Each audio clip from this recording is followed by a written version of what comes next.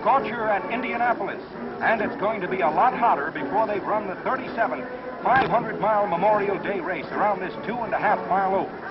We're on the straightaway as the Purdue University Band parades before almost 200,000 race fans. In a few moments, 33 racing mounts, the fastest field ever to compete at this world-famous brickyard, will roll out, then streak down this straightaway at speeds up to 180 miles an hour. Here is the biggest single sporting event in the world, with a purse worth over $250,000. Big and tough, 500 blistering miles in less than 4 hours.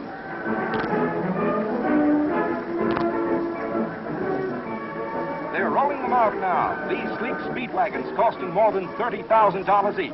5,500 RPM, more finely tuned than your watch, ready to be pushed to the ragged edge of endurance for car and driver.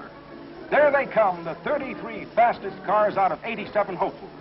This is the moment built of hopes and dreams, of months of work and planning.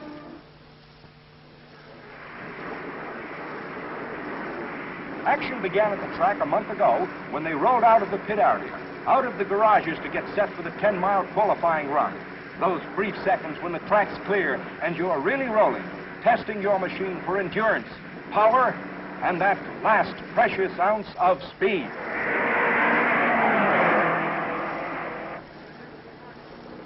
And you never know what's next when you roll out.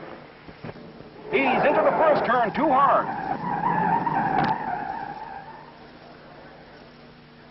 And they're ready to qualify. 2 weekends to do it, and the weather can cut your chances. Toward the close of the first day of qualifying, Bill Vukovich, driving hard, streaks round the southwest corner. Out of the backstretch, he's pouring it on. The sky is clouding up. His first lap a blazing 139 miles per hour.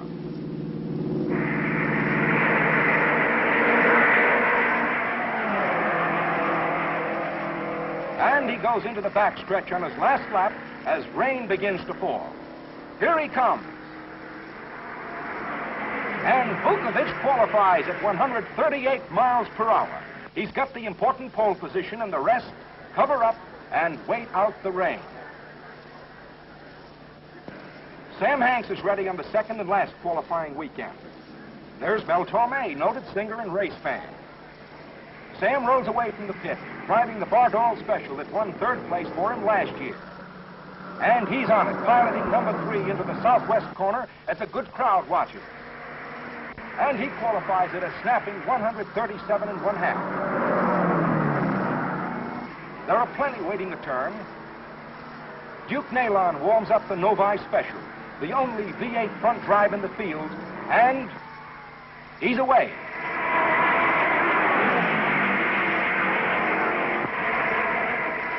Listen to that big cat scream. He does it, 135.5 miles an hour. The weekend wears on. 27 qualifiers in one day, a new record. Bumping of slower cars begins on Sunday, the last day of qualifying. The pressure is on.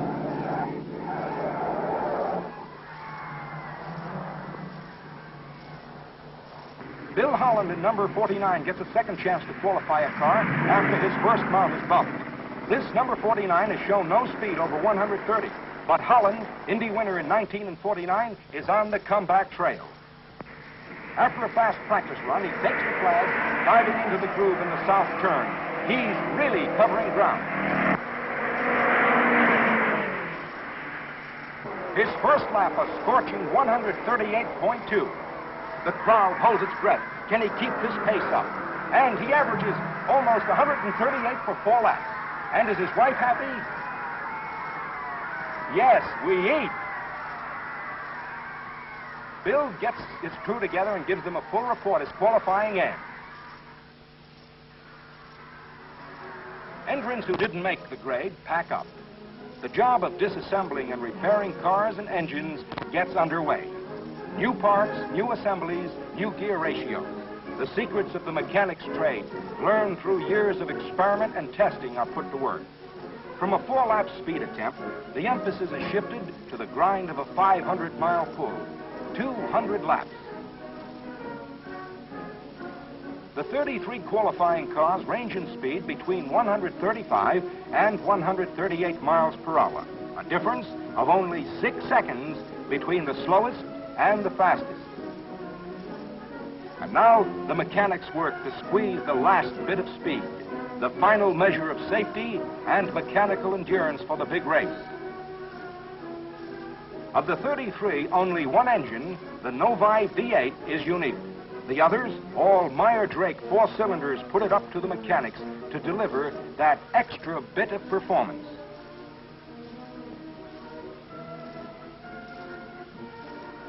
The week between qualifying and race day is spent adjusting and testing, running the track and back to the garages for more work. Now the last ceremony before race day, the drivers' meeting. Wilbur Shaw, triple winner of the 500, and now president of the Speedway, addresses drivers and mechanics. What great sportsmen you are, and we hope that everyone does the kind of a job that you want to do in driving your automobiles. We hope that God will take good care of all of you, and that we have a wonderful race tomorrow, and God bless all of you. Thank you very much. That does it. No driver's meeting is complete without a movie star's footprint, preserved for posterity.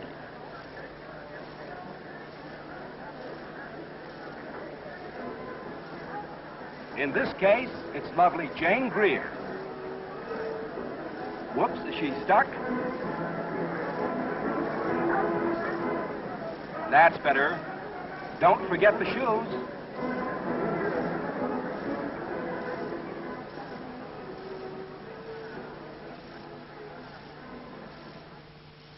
Race morning, 5 o'clock.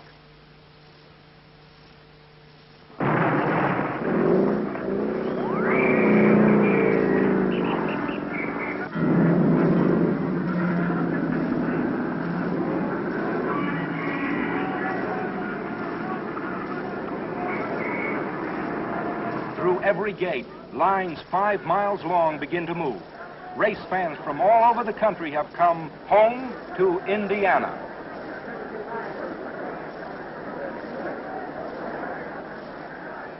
The sun is burning off the early mist.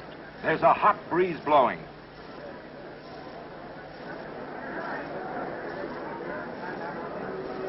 Number 98 with Tony Bettenhausen is rolled out.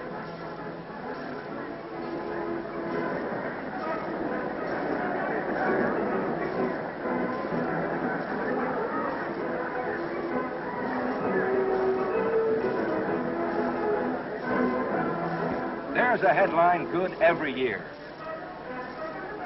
Vukovic, number 14, is rolled to its pit. And they haven't been wasting their time in the infield either. If you don't have a grandstand ticket, you can still have a grandstand.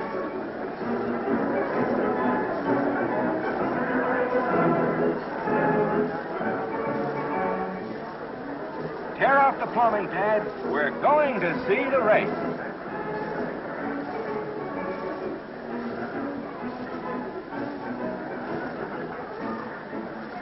Say, that's really taking it easy. And that's really easy to take. Babes and babes.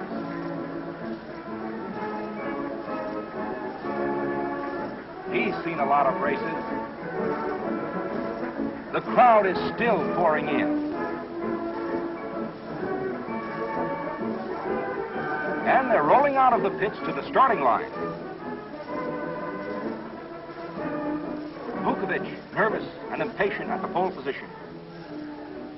Fred Agabashian, center of the first row. Jack McGrath on the outside. That's Paul Russo. Rosy Cheek Marshall Teague, AAA stock car champion in his first Indy race. Final adjustments. Some drivers have drilled extra holes in the windshield because of the heat. Dwayne Cotter looks ready. Duke Nalon driving the Novi in his 10th race. Veterans and rookies alike, tense and waiting.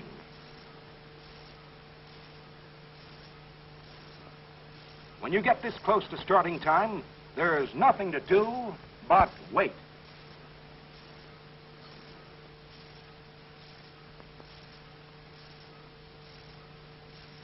There go the balloons, the traditional ceremony before starting. There's a stiff wind and the temperature's moving into the 90s.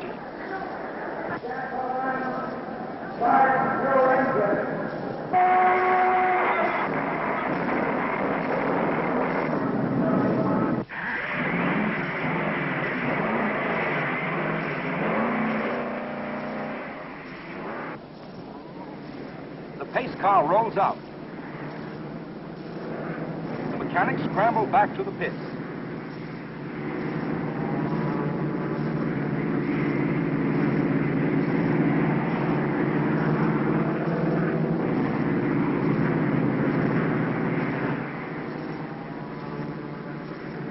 They line up smoothly. Vukovic on the inside, number 59 next, and McGrath pulling up in number 5 in the first turn. In recent years, the winner has come from the first 3 rows, but there's no calling this one. Into the north end of the track, heading for home and lap number 1.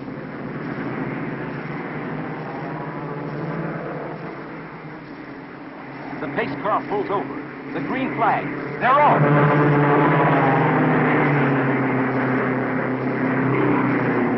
Vukovic in 14 jumps from the pole to a quick lead. Ayulo, number 88, out of the second row, draws into second place. Bettenhausen in number 98 takes third, forcing McGrath and Agapation back.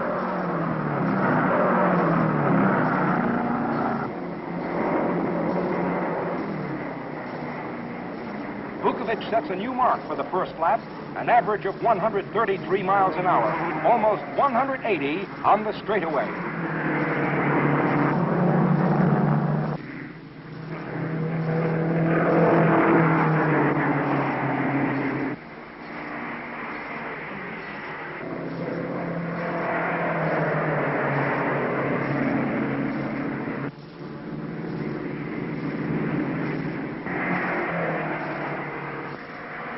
Driving fast, and he's driving alone.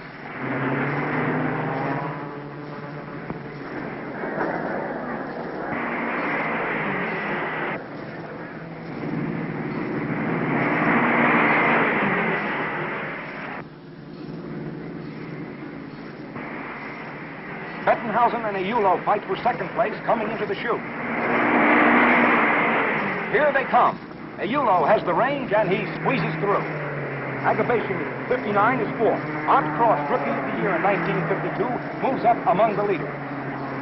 Andy Linden spins. He's not injured, but he's out of the race.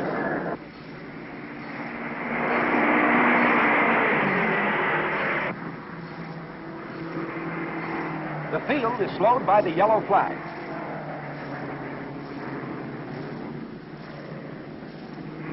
Now they're rolling again. Ayulo in 88 keeps second.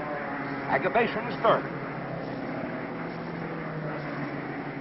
Johnny Parsons, 1950 winner, takes fifth. Sam Hanks in the Bardol Special right behind him. Vukovic gains on the tail of the field. He roars through the first 50 miles in 22.5 minutes. Walt Faulkner pits. Magneto trouble. Mechanics swarm over the engine, fighting to get it back into the running. Walt gets an ice pack for his neck. Man, is it hot. Bookie keeps steaming along. Number 77, Pat Flaherty, moves up on Scarborough.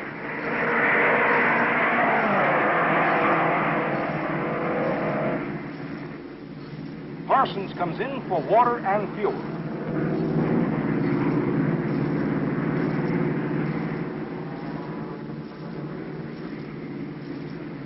He looks mighty hot with less than a quarter of the race run. Stevenson, the national AAA champ, is out, a leaking fuel tank.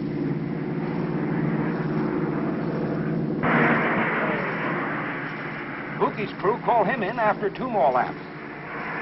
Number 59 takes the lead as Bookie slows. Hanks moves up. Gene Hartley in 41 is driving hard.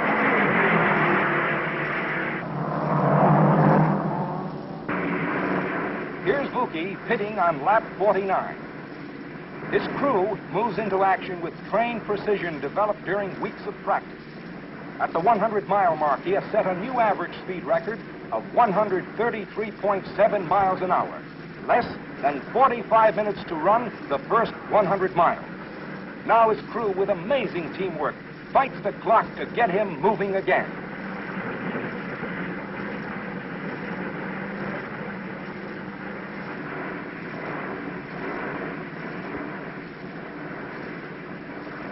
Sam Hanks is fighting Rathman for the lead.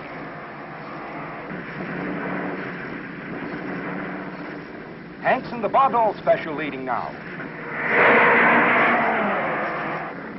Go, Bill, go! 47 seconds and on his way. One of the fastest complete pit stops in track history. Bill gets back in a sizzling pace, less than a lap behind. Can Sam Hanks hold the lead? His number 3 is flying.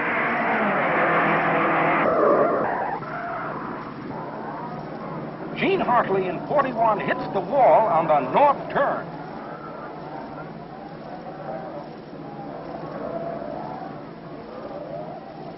The yellow caution signal goes up. Hanks decides to pit as the cars are slowed down. He's gambling his lap prize money against victory. Now Vukovic grabs the lead. It's worth $150 for every lap. Art Crossan 16 is now in second. Carl Scarborough pits. The crowd senses something's wrong.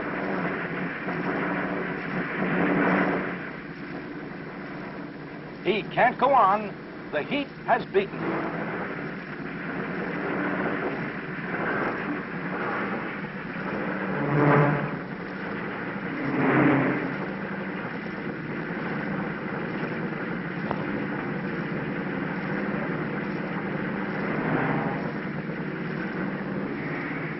Bob Scott comes on as relief driver.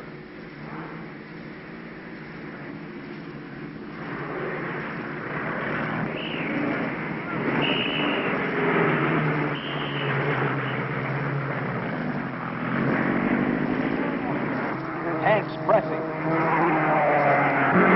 Novi staves off Vukovic. Say, that's one way of cooling off.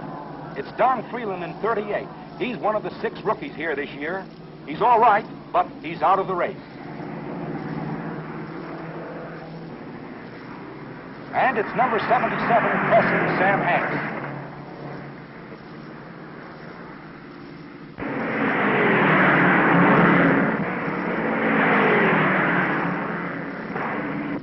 Russo brings in number 7. A drive coupling couldn't take it. Halfway point for Vukovic.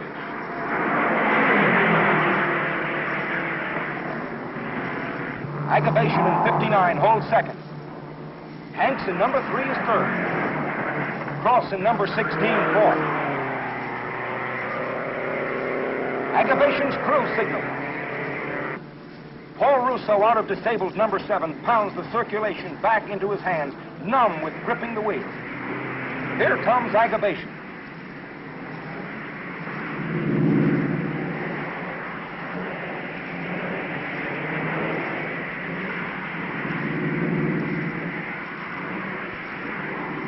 Wearily, he gets out of his harness as Russo jumps in.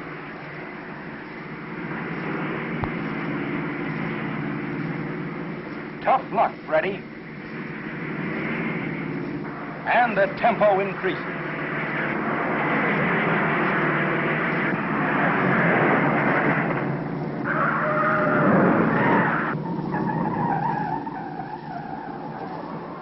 It's Flaherty in 77. Miraculously, he's not seriously hurt.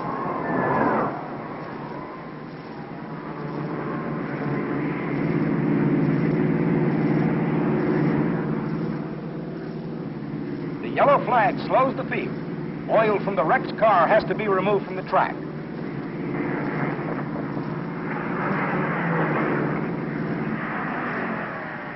The car is totally wrecked. After 285 miles, Vukovic makes his second pit stop. 2 minutes ahead of Art Cross and Sam Hanks. running 10 seconds apart in second and third.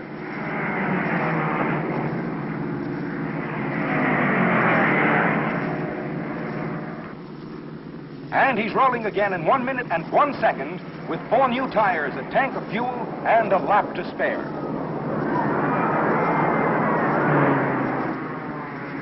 Second place for Art Cross. Būlgi holds the lead. Bettenhausen's 98 rolls in.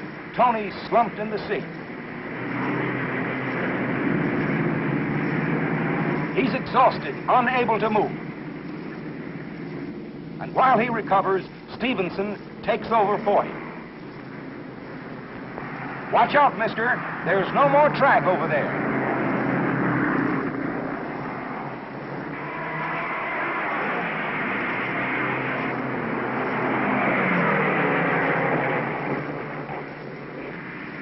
Marshall Teague, the stock car champion, is helped from the cockpit.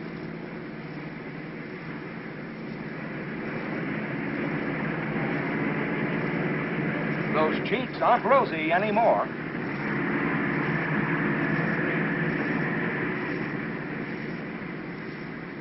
With Carl Scarborough already a victim of heat prostration, Teague is led away. They keep to a blistering pace as temperature on the track soars to 130 degrees.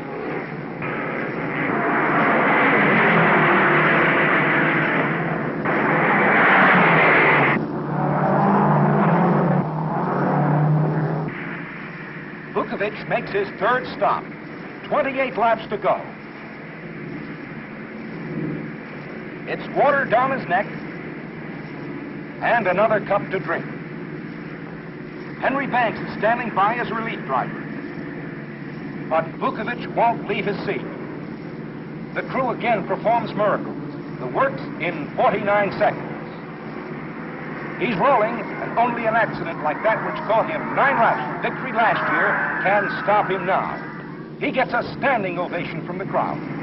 High-bowling again, carrying the freight at 130 miles an hour. Outcross holds second. Number 59 is fourth. Duane Carter, relieving Sam Hanks, is third. Just look at him go.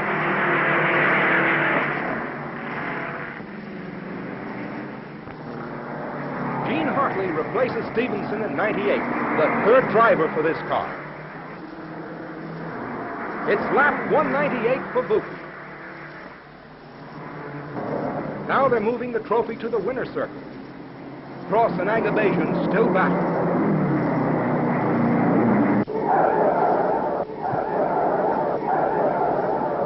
Gene Hartley spins into the infield, almost the exact spot where he lost number 41 earlier. 1 lap to go. Būlgi's wife waits anxiously in the winner's circle. Bill Vukovic wins it. 3 hours, 53 minutes. Number 59 still fighting. But for them, the race is over. Vukovic takes a triumphal turn before the grandstand as the crowd cheers wildly. And into the winner's circle, his crew crowding around. It's their victory as well as his. Vukovic, hot and grimy, taking the congratulations for himself, his car, and his crew. He can't hear. The roar of the motor still ringing in his ears. Now a kiss from his wife and from Jane Greer. Būlgi wins a cool $89,500 in the hottest 500. And it's a perfect record for perfect circle equipment. Engines with perfect circle piston rings took the first 10 winning positions. For winning performance in any engine, car, truck, or tractor, always install perfect circle, the standard of comparison.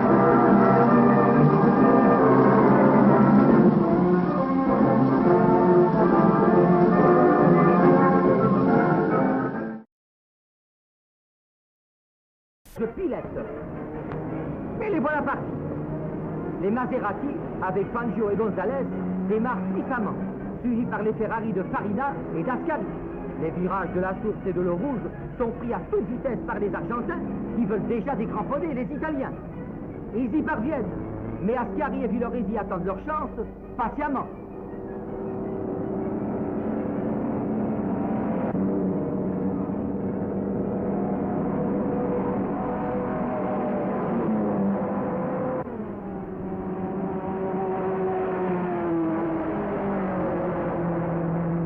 Fangio, qui a poussé à fond, tombe en panne. Les Italiens le sautent entre-temps, évidemment. Fangio se lamente sur le bord de la piste. Il fait arrêter la voiture de John Class et, comme convenu avant la course, prend sa place.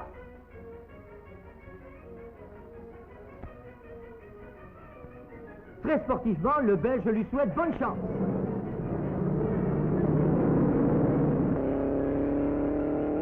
C'est l'occasion que saisit notre opérateur pour juger la situation de très haut.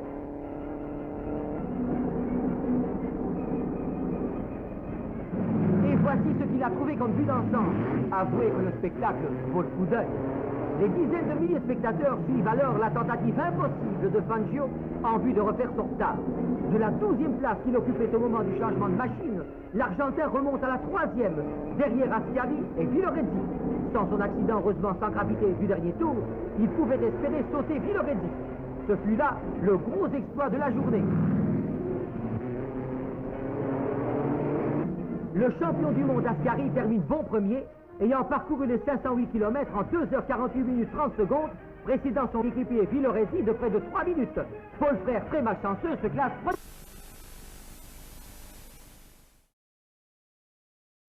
Race of France proved to be just about as exciting an event as anyone could wish to see.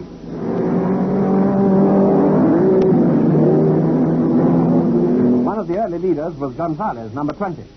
Right through the race, there was a terrific neck-and-neck struggle between young Mike Hawthorne of Britain at the wheel of a Ferrari, number 16, and Fangio, number 18, driving a Maserati. First one, then the other took the lead. Hawthorne proved to be the first British driver to win the event since 1923, but only by about 50 feet. 2/5 of a second separated Fangio from Gonzalez, who was third. Well done, Mike.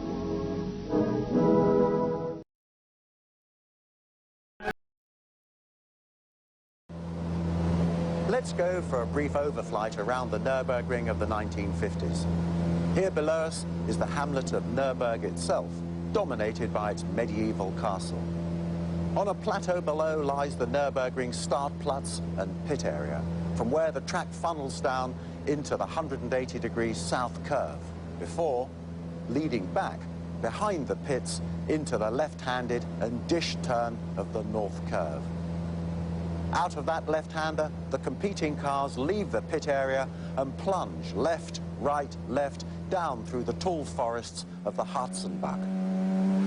They race on through the Flugplatz, along the ridge line and onto the fast section behind the Poststrasse bridge. Halfway round the circuit, they drive over the twin bridges of Versafen and Adenau, and then begin to climb for miles.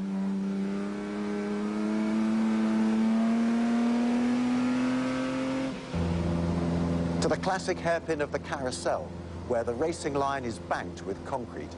The cars running bottom right to top left, as we see here.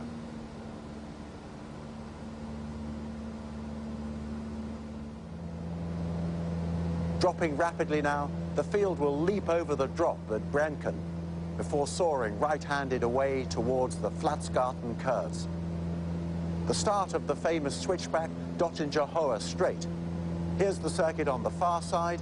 The public road outside is the one lined with flags. The straight has a series of these blind brows, vertical corners to add to the 176 lefts and rights on this majestic course. That's the splendid stage for the 1933 German Grand Prix.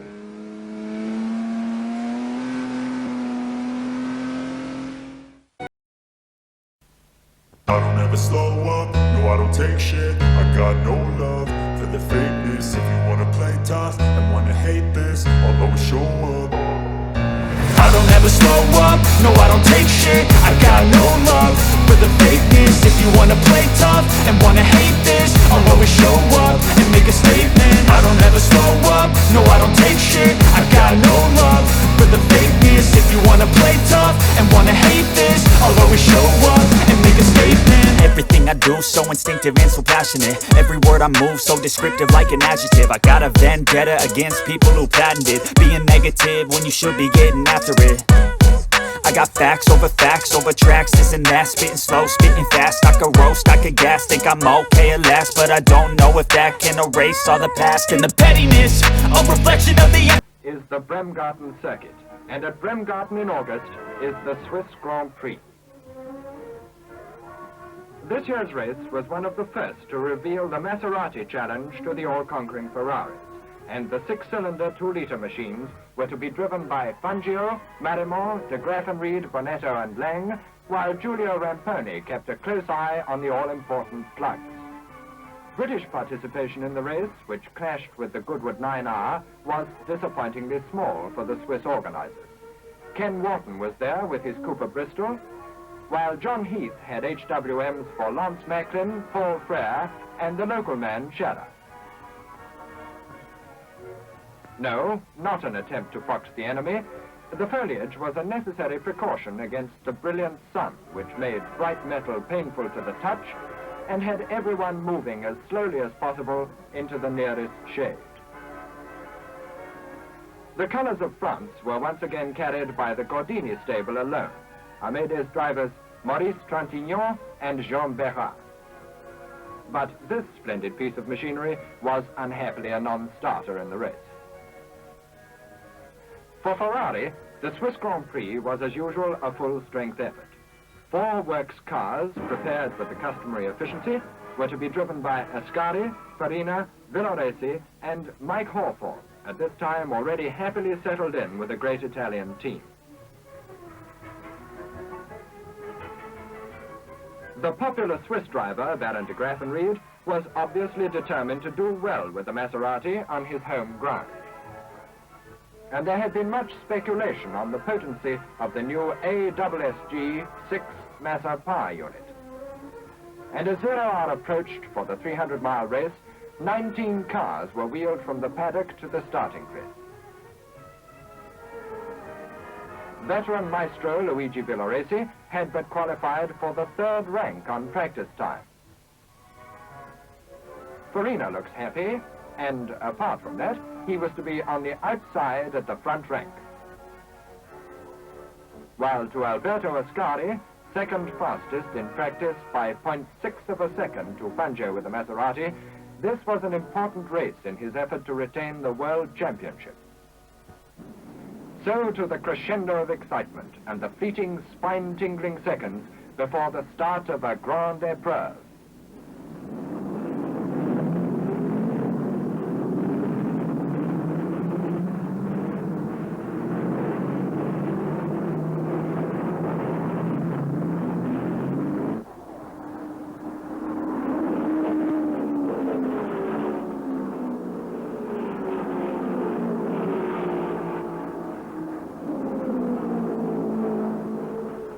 Fangio makes a wonderful start, but Ascari gets past with Hawthorne and Marimont behind. And away they roar on their hectic 300-mile chase with the crowd on tiptoe from the flag. It's a beautiful driver's course at Bremgarten, but note those cobbles, which can make sections of it very hazardous.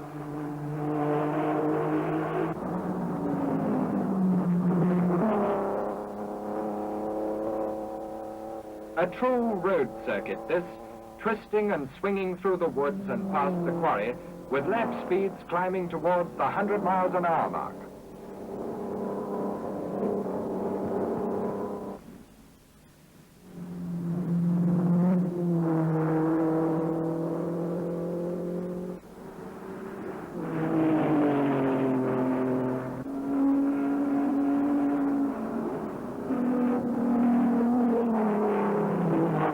Ascari's in front with Fangio on his tail. Behind come Mike and Marimont.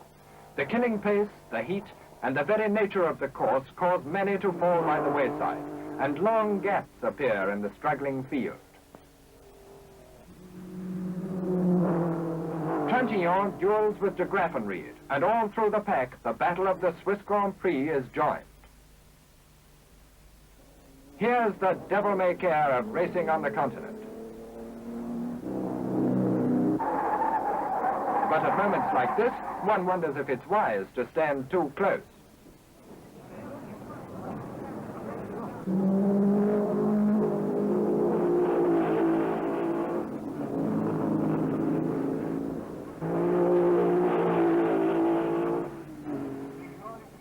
On the fast curves, the masters of line snatch seconds from the clock as lap after lap the race roars on.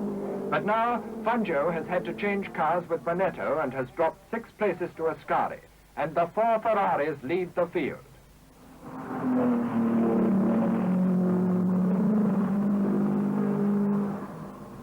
But at 20 laps, Villoresi drops back, and Marimo and Bonetto take his place. Ken Wharton, destined to gain a well-earned 7th place.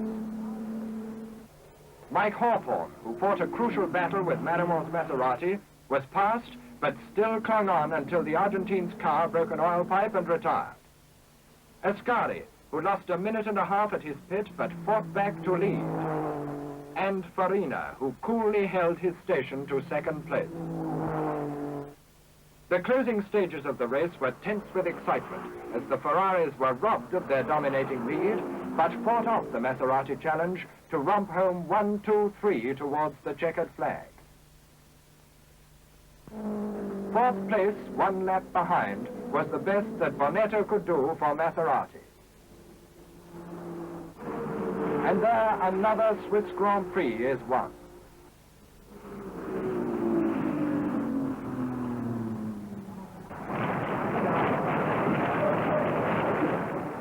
"294 miles at Bern at 97 miles an hour is thirsty work, but Ascari still looks remarkably fresh after his victory.